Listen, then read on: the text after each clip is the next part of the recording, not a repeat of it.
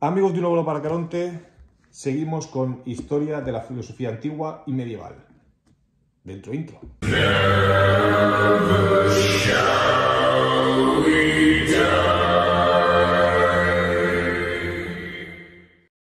Hoy vamos con Anaximandro. ¿Vale?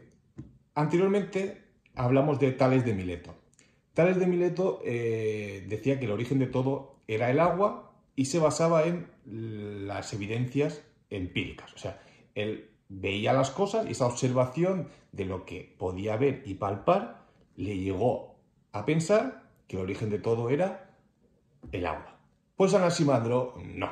Anaximandro dice que no, que el origen de todo no puede ser algo de la experiencia, tiene que ser algo conceptual. Conceptos. Es decir, era un concepto cósmico, una materia cósmica ajena a los cambios, o sea, tenía que ser infinita y tenía que estar en un espacio, no podía ser en un espacio físico, tenía que estar allá. O sea, un poco todo... Era como el primer concepto de lo que entendemos actualmente como Dios, pero desmitificándolo, no como los dioses mitológicos de la antigua Grecia, Zeus, Poseidón, Hades, sino como no llegaba a ser un ser como conocemos ahora el concepto de Dios o de Alá, pero es un ente cósmico externo a la propia física, externo a la propia materia, que está siempre ahí y que de ahí se origina todo, que tiene las cualidades de todos los elementos, del agua, del fuego, de la tierra, del aire, pero ni ninguna de ellos. O sea, es un concepto muy... es concepto. Y el concepto de Anaximandro lo llamó lo indeterminado. Y a esta materia, a ese lo determinado, le atribuyó 4 propiedades, que es increada, imperecedera, inagotable e indestructible. Que como veis con estas 4 propiedades es un poco lo que decíamos, ese concepto de Dios, que el Dios no es creado, Dios es increado, o sea, es un poco ese primer concepto divino que le da a ese origen de las cosas Anaximandro. Y de toda esta materia cósmica divina salen elementos opuestos que luego al llegar a lo físico pues se enfrentan entre sí y siempre va uno ganando a otro, siempre hay esa lucha. Por ejemplo, el elemento del calor, el elemento cálido, en verano se enfrenta al elemento del frío y gana el cálido en el calor. Pero luego en el invierno el elemento opuesto, el frío, gana la batalla al calor y es el que se impone en el invierno.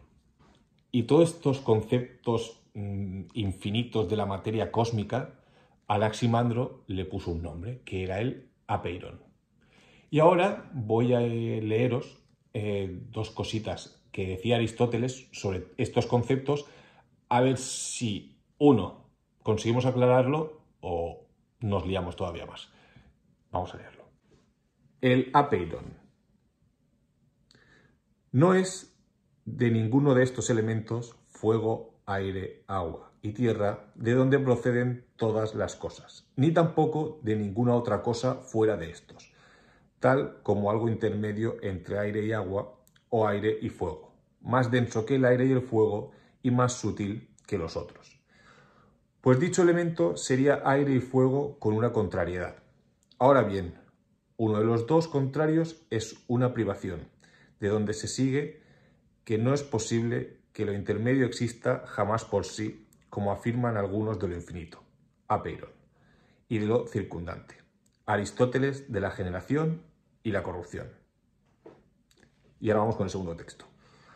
Los físicos aducen 2 tipos de explicaciones, pues lo que hicieron uno al cuerpo subyacente, bien sea uno de los 3, bien alguna otra cosa más densa que el fuego y más sutil que el aire, hacen nacer a las demás cosas mediante condensación y rarefacción, dividiéndolo en muchas partes. Los otros, en cambio, dicen que de lo que uno se separan los opuestos presentes en él, como afirma Anaximandro, y cuantos dicen que existe lo uno y lo múltiple, como Empédocles, Anaxágoras, pues también en estos separan las demás cosas de la mezcla. Aristóteles, física. ¿Os ha quedado claro o os ha liado todavía más? Seguiremos indagando en la historia de la filosofía antigua y medieval. Que tengáis un buen día.